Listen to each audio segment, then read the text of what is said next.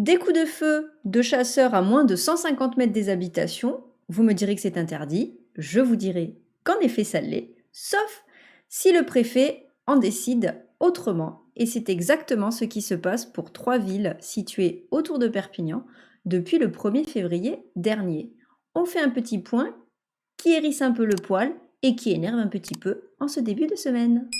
Depuis le 1er février, la préfecture des Pyrénées-Orientales donne l'autorisation de tirer pour réguler des espèces qui font des dégâts dans plusieurs communes près de Perpignan. Si vous habitez ou que vous passez par Trouillas, près de Perpignan, ne soyez pas effrayés si vous entendez des coups de feu. Depuis le mercredi 1er février 2023, la préfecture des Pyrénées-Orientales autorise les tirs pour réguler les populations de 3 espèces: les blaireaux, les ragondins et les sangliers. L'arrêté, pris par les services d'État, donne l'autorisation de tirer de jour comme de nuit, et notamment à moins de 150 mètres des habitations, peut-on lire sur le document officiel. Ces opérations de régulation seront réalisées et encadrées par un lieutenant de louveterie. En cas de besoin, ce professionnel pourra faire appel à des chasseurs de son choix. Si une telle mesure a dû être prise, c'est que les blaireaux, les ragondins et les sangliers ont fait des dégâts à Trouillas. Une propriété de la commune a été particulièrement touchée. Avant chaque opération, le lieutenant de louveterie devra prévenir le maire, la gendarmerie, l'Office français de la biodiversité ou encore la Fédération départementale des chasseurs. L'arrêté prévoit une autorisation de tir jusqu'au 20 février prochain. Saint-Féliu-d'Availle va également connaître les battues administratives jusqu'au 20 février pour réguler le nombre de sangliers présents autour de la commune. Palau-Delvidre est également concerné par un arrêté préfectoral de ce type. Celle-ci donne l'autorisation d'organiser une battue administrative dimanche 5 février. Les services de l'État justifient ces arrêtés par les dégâts constatés dans les villages ou encore le risque de collision entre les voitures et les sangliers. Là encore, des tirs pourront théoriquement se faire à moins de 150 mètres des habitations. La plupart du temps, si vous vous retrouvez avec des sangliers sur la route, hormis la philosophie que j'ai et qu'on est nombreux à avoir, qui dit que ce n'est pas le sanglier qui traverse la route, mais la route qui traverse l'habitat du sanglier, mais on pourra en reparler. On retrouve souvent des sangliers sur la route les lendemains de battue, les lendemains de jours de chasse, parce que ils sont délogés de l'endroit où ils vivent et donc forcément ils se retrouvent à se rapprocher des villes et forcément à traverser des routes.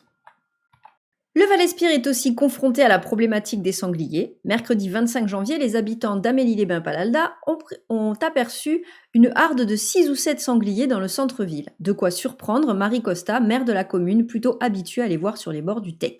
Nous avons des sangliers affamés, notamment à cause du froid et de la neige de ces dernières semaines. Ils ont tellement faim qu'ils fouillent les poubelles. En revanche, dans cette commune du Haut-Val-Espire, il n'est pas question d'organiser de battues pour le moment. Aujourd'hui, ce n'est pas à l'ordre du jour. Ces sangliers ne sont pas dangereux, conclut le maire. Eh bien, espérons que ça le reste, qu'en tout cas, au niveau d'Amélie-les-Bains, la maire Marie Costa soit toujours dans cette optique, parce que les autres ne le sont pas plus. Quand il y a des champs qui sont saccagés, c'est parce qu'ils ont faim, donc forcément, ils viennent causer des dégâts dans les récoltes, etc. Mais c'est uniquement parce que l'animal a faim. La solution qui est systématiquement choisie, c'est de tuer les animaux. Voilà. Je vis dans un département, dans une région qui est très pro-chasse, où effectivement la solution systématique est de tuer. Je ne sais pas si vous qui me regardez à l'heure actuelle, vous n'êtes pas nombreux, mais peut-être que vous vivez dans une région où effectivement c'est pareil, la solution systématique n'est pas de détourner ou de laisser des endroits du coup, des réserves de chasse où justement on n'a pas de possibilité d'aller les ennuyer, pour que les animaux puissent y vivre tranquillement. Mais je crois que c'est pas tellement à l'ordre du jour, vu le gouvernement que nous avons. Nous en reparlerons, voilà, c'était juste, hop, un petit point sur ce qui se passe à l'heure actuelle dans ces 3 villes DPO. Restez vigilants parce que des tirs à moins de 150 mètres de la maison, va pas falloir sortir en slip pour aller couper du bois. À très bientôt. Ciao, ciao.